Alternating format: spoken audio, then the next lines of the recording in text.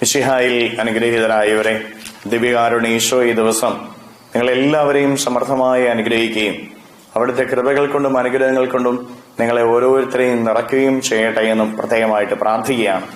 വിശുദ്ധ യോഹന്നാന്റെ സുവിശേഷത്തിന്റെ 1-ാമത്തെ അധ്യായത്തിന്റെ 1 മുതലുള്ള തിരുവചന ഭാഗങ്ങളിലൂടെ നമ്മൾ വായിച്ച് ധ്യാനിക്കുന്നത്, ആദിയിൽ വചനമുണ്ടായിരുന്നു, വചനം ദൈവത്തോട് കൂടെയായിരുന്നു, വചനം ദൈവമായിരുന്നു, അവനെ കൂടാതെ ഒന്നും സൃഷ്ടിക്കപ്പെട്ടിട്ടില്ല എന്നൊക്കെയുള്ള കാര്യങ്ങളാണ്. പ്രിയപ്പെട്ട ദൈവമക്കളെ, ദൈവത്തെ കൂടാതെ ഈ ലോകത്തിൽ ഒന്നും സൃഷ്ടിക്കപ്പെട്ടിട്ടില്ല.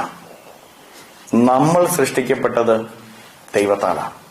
ഈ പ്രപഞ്ചം മുഴുവനും സൃഷ്ടിക്കപ്പെട്ടിരിക്കുന്നത് ദൈവത്താലാണ്.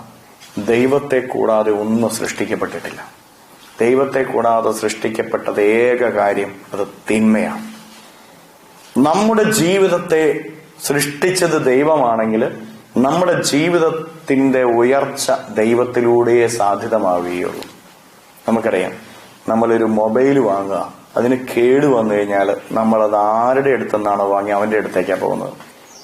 പ്രിയപ്പെട്ട ദൈവമക്കളെ, ദൈവമാണ് നമ്മുടെ സൃഷ്ടികർത്താവെങ്കിൽ, ദൈവമാണ് നമ്മുടെ കാരണഭൂതനെങ്കിൽ നമ്മുടെ ജീവിതത്തിന്റെ പ്രതിസന്ധികളിലും പ്രശ്നങ്ങളിലും നമ്മൾ എവിടേക്കാണ് പോകേണ്ടത്? ദൈവത്തിന്റെ അരികിലേക്കാണ്. ദൈവത്തെ കൂടാതെ സൃഷ്ടിക്കപ്പെട്ട ഏകകാര്യമായ തിന്മ, ആ തിന്മയുടെ വഴികളിലൂടെയാണ് പലപ്പോഴും നമ്മൾ സഞ്ചരിക്കുന്നത്.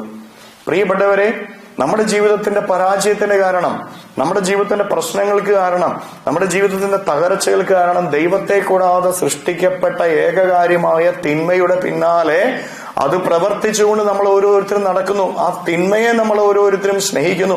ആ തിന്മയ്ക്കും ആ തിന്മയുടേതായ വഴികൾക്ക് നമ്മൾ പ്രാധാന്യം നമ്മുടെ ജീവിതത്തിൽ കൂടുതൽ കൊടുക്കുന്നു. അതുകൊണ്ട് തന്നെയാണ് നമ്മുടെ ജീവിതത്തിന് തകർച്ചകൾ ഉണ്ടാകുന്നത്, ദുരിതങ്ങൾ ഉണ്ടാകുന്നത്, വേദനകൾ, കഷ്ടപ്പാടുകൾ ഉണ്ടാകുന്നത് എന്ന് നമ്മൾ തിരിച്ചറിയണം. ചെയ്യുന്ന കാര്യങ്ങൾക്ക് വിജയം ലഭിക്കാത്ത, കുടുംബത്തിൽ സമാധാനമില്ലാത്തതിന്റെയൊക്കെ കാരണം ഈ തിന്മയുടെ ഒരു ജീവിതം നമ്മൾ ഓരോരുത്തരും നയിക്കുന്നതുകൊണ്ടാണ്. പ്രിയപ്പെട്ടവരെ, നമ്മുടെ ജീവിതത്തില് ദൈവത്തിന്റെ കൃപയൊഴുകണമെങ്കിൽ, നമ്മുടെ ജീവിതത്തിന്റെ ഉയർച്ച ഉണ്ടാകണമെങ്കിൽ നമ്മുടെ സൃഷ്ടികർത്താവായ ദൈവത്തിന്റെ അരികിലേക്ക് നമ്മൾ പോകണം. ലോകത്തിലേക്കല്ലെന്നേ. നമ്മളെ സൃഷ്ടിച്ചത് കർത്താവാണെങ്കിൽ ആ സൃഷ്ടികർത്താവിന് മാത്രമേ നമ്മുടെ ജീവിതത്തിനെ എങ്ങനെ രക്ഷിക്കാനായിട്ട് അറിയുകയുള്ളൂ. നമ്മളെ സൃഷ്ടിച്ചത് ദൈവമാണെങ്കിൽ നമ്മുടെ സൃഷ്ടികർത്താവായ ദൈവത്തിന് മാത്രമേ നമ്മുടെ ജീവിതത്തിന്റെ പ്രതിസന്ധികളിൽ നിന്ന് നമ്മളെ ഓരോരുത്തരെയും എങ്ങനെയാണ് രക്ഷിക്കേണ്ടതെന്ന് അറിയുകയുള്ളൂ. മറ്റാർക്കും അറിയില്ല. നമ്മുടെ പ്രശ്നങ്ങളുടെ യഥാർത്ഥ കാരണം കിടക്കുന്ന എവിടെയാണെന്ന് അറിയാവുന്നവൻ ദൈവം മാത്രമാണ്. നമ്മുടെ ജീവിതത്തിന്റെ പ്രശ്നങ്ങൾക്ക് കാരണം ദൈവത്തിന് മാത്രമേ അറിയൂവെങ്കിൽ ആ ദൈവത്തിന്റെ അരികിൽ നിന്ന് മാത്രമേ ആ പ്രശ്നങ്ങൾക്ക് ഒരു പരിഹാരമുള്ളൂ.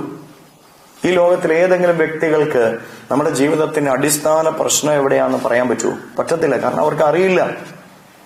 പ്രിയപ്പെട്ട ദൈവമക്കളെ, ദൈവത്തിന് മാത്രമേ അത് അറിയൂവെങ്കിൽ നമ്മൾ ദൈവത്തോട് ചേർന്ന് നിൽക്കണം, ദൈവത്തെ വിളിക്കണം, ദൈവത്തിന്റെ സന്നിധിയിൽ വിശ്വസ്തയോടെ നിൽക്കണം.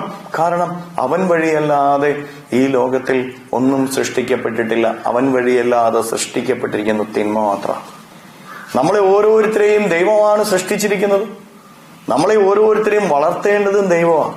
അതുകൊണ്ട് പ്രിയപ്പെട്ടവരെ, നമ്മുടെ ജീവിതത്തിന്റെ പ്രശ്നങ്ങളിൽ നിന്നും പ്രതിസന്ധികളിൽ നിന്നും നമ്മെ കരകയറ്റാനായിട്ട് സാധിക്കുന്ന കർത്താവിനോട് നമുക്ക് ചേർന്ന് നിൽക്കാം, അവനെ വിളിക്കാം, അവനെ നമുക്ക് സ്നേഹിക്കാം, അവന്റെ വഴിയിലൂടെ സഞ്ചരിക്കാം.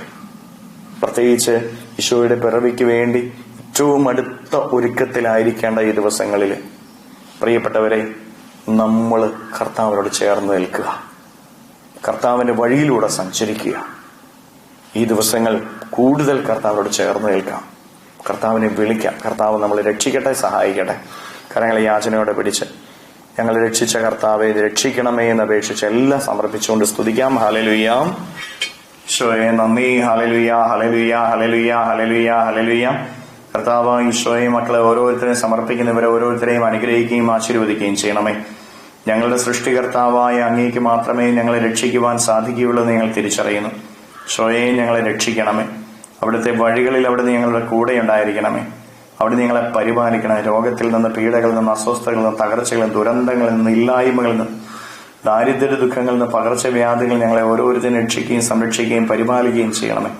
ഈശോയെ ഇവരുടെ ജീവിതത്തിൽ നിന്ന് എല്ലാ തിന്മകളും, ബന്ധനങ്ങളും, കെട്ടുകളും, പിശാചിന്റെ ഉപദ്രവങ്ങളും, നാരകീയ ശക്തികള്, പൈശാചിക ശക്തികള്, ദുരാത്മശക്തികളെല്ലാം ഈ ദിവ്യകാരുണ്യത്താൽ ബന്ധിച്ച് നിർവീര്യമാക്കി നരകാഗ്നിയിലേക്ക് അട്ടിപ്പായിക്കുന്നു. ഹല്ലേലൂയ, ഹല്ലേലൂയ, ഹല്ലേലൂയ, ഹല്ലേലൂയ.